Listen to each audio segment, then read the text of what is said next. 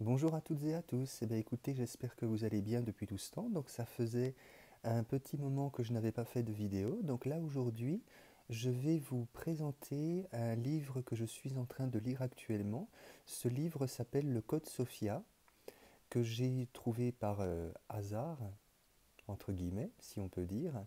Et on va faire donc la présentation de ce livre ensemble. Donc déjà, pour que vous voyez à quoi il ressemble, je vais essayer de bien cadrer. Hop. Donc le Code Sophia de Kayara. Donc c'est expliqué dessus que c'est une transmission vivante de la tribu des dragons de Sophia. Et en fait, le livre que j'ai entre les mains, ce n'est que le volume d'introduction qui représente l'initiation des 8 premiers maîtres ascensionnés. Donc là, je vais vous lire le résumé qu'il y a derrière. Constituant une déclaration de votre divinité souveraine, le Code Sophia est un texte sacré visionnaire pour le mouvement du Christ féminin divin qui se répand actuellement sur la planète.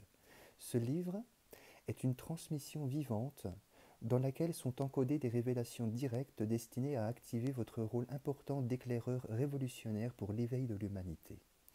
La cosmologie du Code Sophia présente un modèle universel permettant d'incarner le retour de la conscience du Christ féminin divin.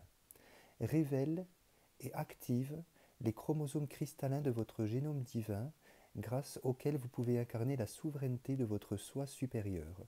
Contient, dans leurs propres mots, les récits de vie héroïques et les initiations codées de maîtres féminins divins ascensionnés, parmi lesquels Isis, Hathor, Tara Verte, Mère Marie, Marie-Madeleine, Guan Yin et Femme Bison Blanc. Ce volume d'introduction présente un cursus d'école de mystère moderne qui vous permet de réaliser votre potentiel le plus élevé grâce au mentorat de la tribu des dragons de Sophia.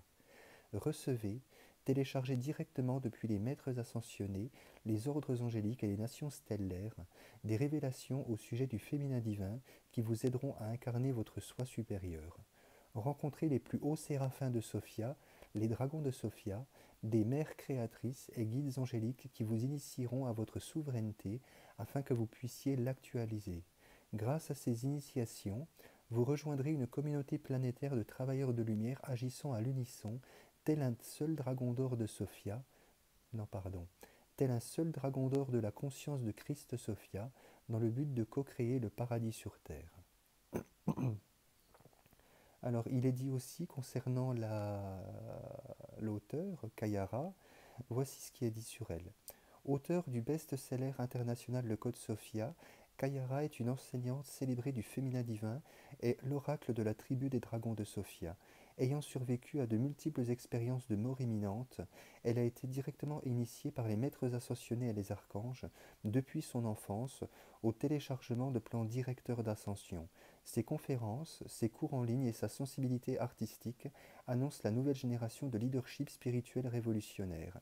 Kayara dirige un mouvement international et une école de mystère moderne consacrée au retour de la conscience du Christ féminin divin. Donc son site, c'est www.kayara.com, donc K-A-I-A-R-A.com. Maintenant que les présentations avec ce livre sont faites, je vais vous lire juste le passage sur lequel j'en étais.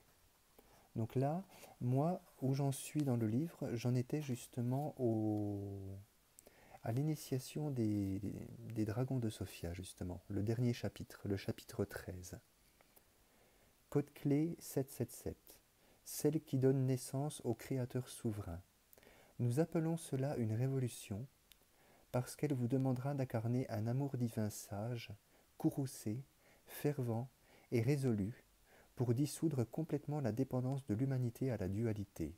Au sein de cette révolution, c'est votre propre divinité qui commandera des miracles afin de dissoudre tous les obstacles qui vous barrent la route. Puisez dans les ressources de votre divinité pour donner naissance, de façon immaculée, à un nouveau paradigme mondial est l'acte le plus révolutionnaire que vous puissiez jamais commettre. Alors maintenant, on va parler un petit peu des ressentis, parce que des ressentis lors des lectures, je peux vous dire qu'il y en a. Donc ça se propage comment?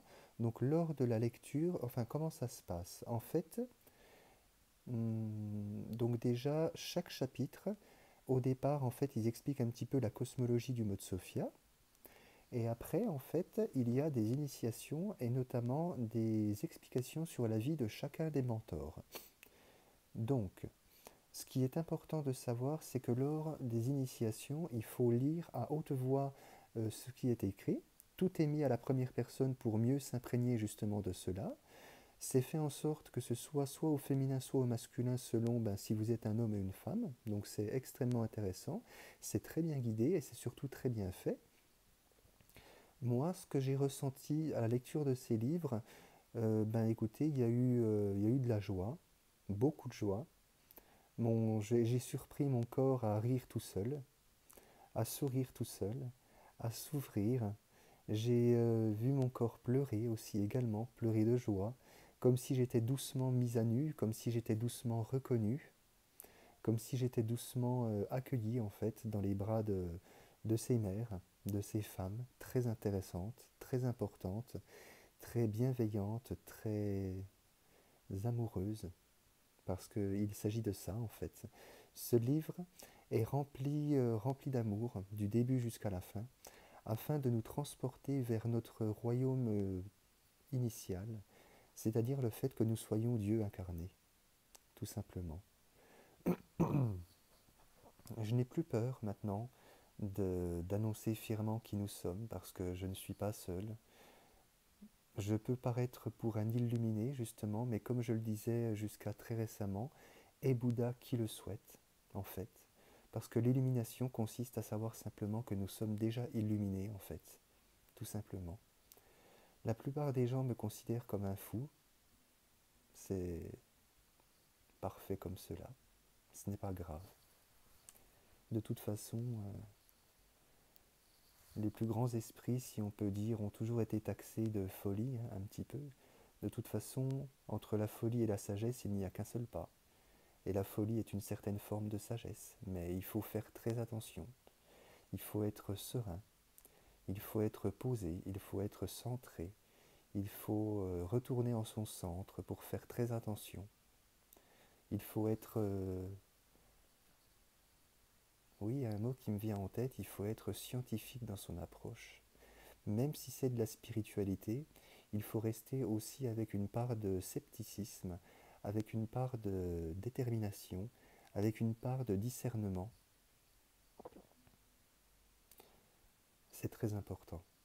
Le discernement, il faut savoir que ça fait partie du 5e accord toltèque. La plupart des gens ont lu le livre best-seller Les 4 accords toltèques de Don Miguel Ruiz.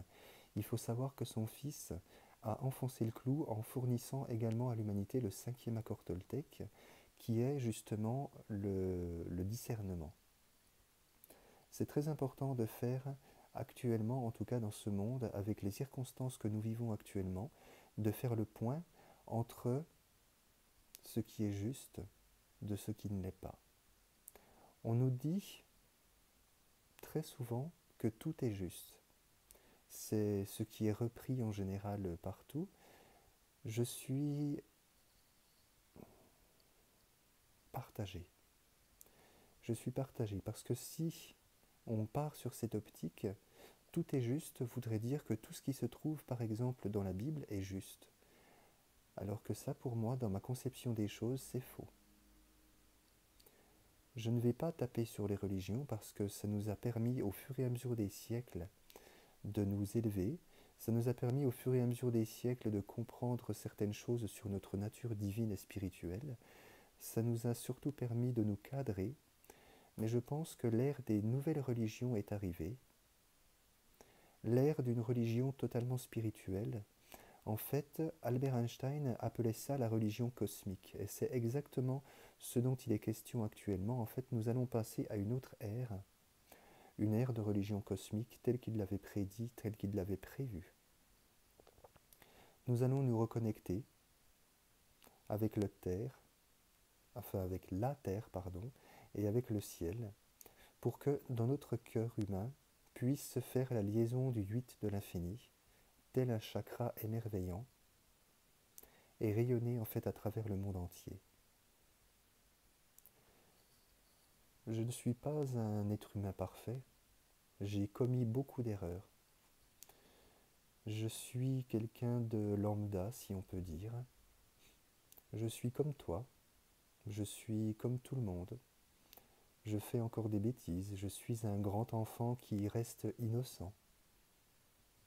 Ouais, je suis innocent parce que nous le sommes tous. Nous sommes innocents. En tout cas, notre âme, elle, restera toujours innocente aux yeux de Dieu. Il faut toujours réfléchir en fait que les relations humaines que nous avons actuellement sont, ne sont pas encore divines.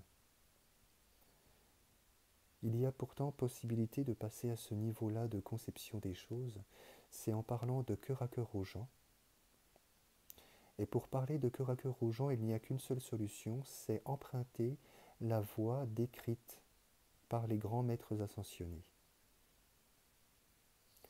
Et cela passe par une chose très particulière, c'est en parlant avec vérité à la totalité des gens. C'est-à-dire que dès que vous avez une vérité sur vous-même, dès que vous avez une vérité sur quelqu'un d'autre, dès que vous avez une vérité sur ce qui vous entoure, dès que vous avez la moindre vérité à énoncer, eh bien, n'ayez pas peur, exposez-vous aux yeux du monde et énoncez-la. C'est très important. Parce que, comme disait Jésus, seule la vérité vous libérera. Et c'est vrai que la vérité libère, c'est un enseignement qui est tiré aussi de la sagesse des Toltecs, qui parle énormément de vérité, que en fait, en gros, le seul combat intérieur que nous vivons, c'est non pas entre le bien et le mal, parce que ça c'est une conception erronée des choses, ça c'est un jugement de valeur, mais du coup nous avons un combat intérieur à mener entre la vérité et les mensonges, et en fait il n'existe qu'une seule vérité unique, c'est que seul l'amour est vrai. Je le répète encore une fois pour que ça imprègne bien vos cellules et vos cœurs et vos âmes, seul l'amour est vrai.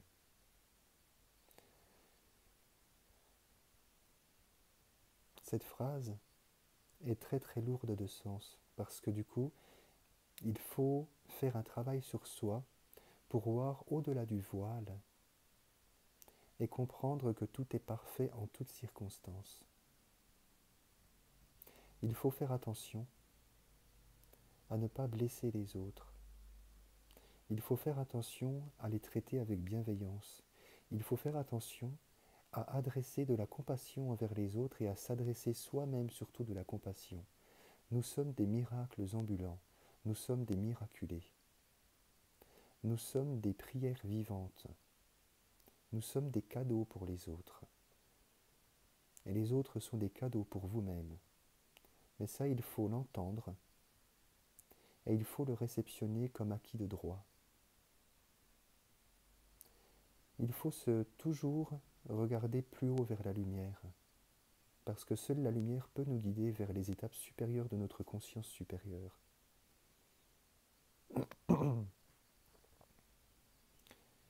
Comme je vous l'ai dit, je ne suis pas différent de vous. Je fais juste certains choix très précis, c'est de m'orienter exclusivement que vers la lumière à partir de maintenant. J'essaye de réguler ma vie de tous les jours pour que mon expérience en soit à chaque fois transformée et transcendée. Actuellement, par exemple, vous voyez, je fume, je vais arrêter parce que ça n'a rien à faire à l'intérieur de mon corps au final. Mais je prends mon temps parce que ça, la gestion du temps est propre à chacun. Je buvais de l'alcool de manière disproportionnée. Ça m'a amené des choses pas terribles, pour ainsi dire. J'ai déjà fait un coma éthylique, où j'ai failli mourir. Mais étant résistant au changement, je continuais sur mon ancien schéma. Et du coup, je continuais encore et toujours dans cette voie. Mais là, c'est terminé. Les choses changent. En fait, ce qui crée la plus grande souffrance, c'est de résister à l'amour divin et c'est de résister au fait que chaque jour, un nouveau vous, une nouvelle personne est en train de naître à nouveau. Comme un phénix, vous renaissez chaque matin, vous transformant davantage vers votre être supérieur. C'est très important d'enregistrer ça. Vous n'en avez jamais fini. Et même lorsque vous croirez avoir terminé, vous aurez une étape supplémentaire sur votre chemin pour vous amener vers une compréhension encore plus grande, toujours plus merveilleuse des choses. Ne vous inquiétez pas, l'ennui n'est pas possible dans ce monde. Si vous vous ennuyez, écoutez un peu de musique, regardez les paroles, chantez. Si vous vous ennuyez, lisez un bon livre. Si vous vous ennuyez, regardez un bon film. Si vous vous ennuyez, discutez sur Internet avec des personnes. Si vous vous ennuyez, allez voir vos amis, riez avec eux, dansez avec eux, chantez avec eux. Si vous vous ennuyez, méditez, restez en silence, acceptez votre solitude comme étant un cadeau divin, parce que justement, en vous est l'amour, en vous est l'univers entier. Et vous avez en fait ce monde entier pour vous expérimenter et pour vous amuser. C'est exactement comme cela que la création a été créée, pour que chacun puisse s'amuser exactement à la hauteur de ses espérances. Ce monde est merveilleux.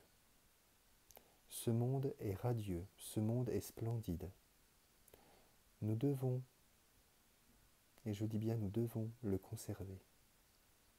Parce que notre Terre commence à en avoir un petit peu marre, elle commence à se réajuster et elle commence à nous éjecter vers la sortie. Alors si on veut avoir un avenir radieux et ne pas trop subir les conséquences de son courroux, il faut que nous fassions attention et que nous le respections. Voilà, ça c'était le message du jour. Donc j'espère que cette présentation et cette petite improvisation d'après vous a parlé. Je vous souhaite à toutes et à tous une magnifique journée, remplie d'amour et de beauté. Et je vous dis à très bientôt pour de nouvelles vidéos sur ma chaîne. N'hésitez pas à vous abonner si ça vous intéresse.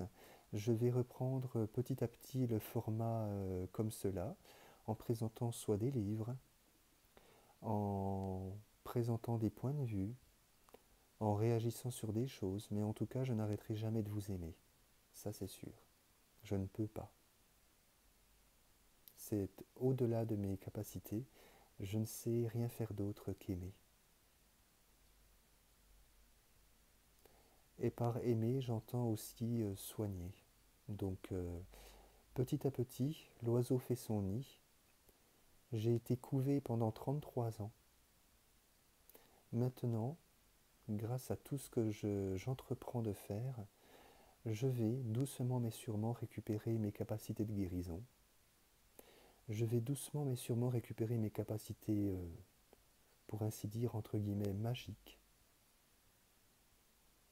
pour vous aider et pour vous accompagner vers le chemin qui vous attend. Allez, je vous laisse vraiment cette fois-ci. Je vous souhaite une excellente journée, un très beau week-end et surtout, très important, pour terminer, respectez les femmes. Allez, bisous bisous.